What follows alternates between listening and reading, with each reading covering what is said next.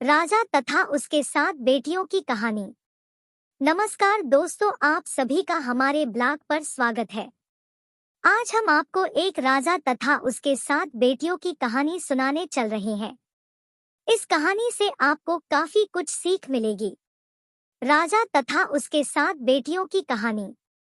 दोस्तों, यह कहानी बहुत समय पहले की है।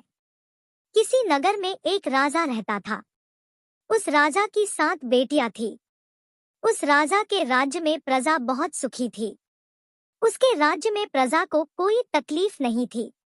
एक दिन राजा के दिमाग में एक विचार आया। राजा ने अपनी 7 बेटियों को बुलाया और अपनी सभी बेटियों से पूछा, ये बताओ तुम लोग किसका दिया खाती हो। राजा की 6 बेटियों ने उत्तर दिया कि पिताजी, हम सब आपका दिया खाती है और आपका ही दिया पहनती है। राजा की 7वीं बेटी, जो कि सबसे छोटी थी, उसने अपने पिता से कहा कि पिताजी, मैं तो भगवान का दिया खाती हूँ। यह सुनकर राजा अत्यधिक क्रोधित हो गया। उसने कहा कि सबको मैं खिला रहा हूँ और ये कह रही है कि मैं भगवान का दिया खाती हूँ। राजा ने अपनी 6 बेटियों का विवाह राजघराने में किया, लेकिन अपनी 7वीं बेटी का विवाह एक गरीब लकड़हारे से कर दिया, जो कि जंगल में प्रतिदिन जाकर लकड़ियां काटता था। वह किसी कारणवश बीमार हो गया था। वह लकड़हारा एक कदम भी आगे नहीं चल पा रहा था। इतनी दयनीय स्थिति उस लकड़हारे की हो गई थी। ऐसे लकड़हारे से उस राजा ने अपनी छोटी बेटी का विवाह कर दिया। राजा ने अपनी बेटी से कहा कि तूने ही बोला था न कि मैं भगवान का दिया खाती हूँ, तो अब तू उसी का दिया खा। वह लड़की भगवान की इच्छा मानकर खुशी खुशी उस गरीब लकड़हारे के साथ रहने लगी। वह लड़की प्रतिदिन जंगल से लकड़ियां काटकर बाजार में बेचती तथा उससे जो पैसे मिलते उस पैसे से अपने पति के लिए दवाइयां तथा खाने के सामान के साथ साथ दूध भी लेकर आती। लकड़हारे की पत्नी ने उसी जंगल में एक कुटिया बना लिया तथा उसी कुटिया में दोनों लोग रहने लगे। लकड़हारे की पत्नी बहुत दयावान थी। उसी कुटिया के बगल में एक नाग का जोड़ा रहता था। लकड़हारे की पत्नी सुबह एक कटोरे में दूध लेकर वहां नाग के बिल के पास रख देती। वह नाग प्रतिदिन दूध पीता। वह नाग कोई मामूली नाग नहीं था, बल्कि इच्छाधारी सांप था। एक दिन उस नाग ने सोचा कि यह लड़की तो बहुत दयालु है तथा गरीब है, क्यों न इसकी मदद कर दी जाए।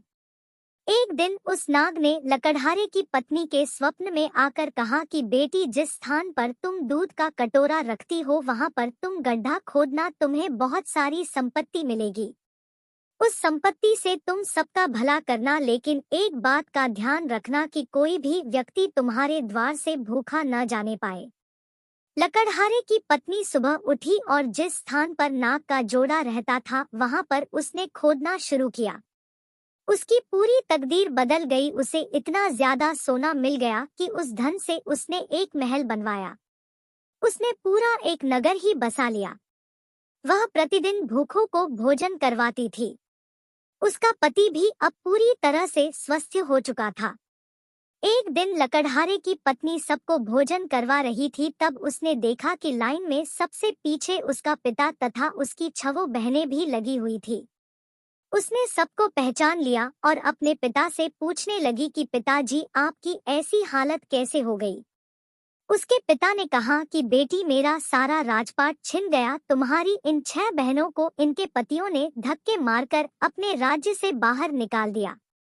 अब हम सबकी यह दशा हो गई है कि हमें भी लाइन में लगकर भोजन करना पड़ रहा है। उन सबकी ऐसी परिस्थिति देखकर लकड़हारे की पत्नी ने अपने पिता तथा अपनी 6 बहनों की मदद की।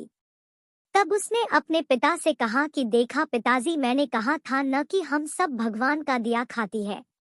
उसके पिता ने कहा, तुमने सही कहा था, अब मुझे भी विश्वास हो गया है कि हम सब भगवान का दिया खाते हैं। दोस्तों, आपको यह कहानी पढ़कर बहुत कुछ सीखने को मिला होगा।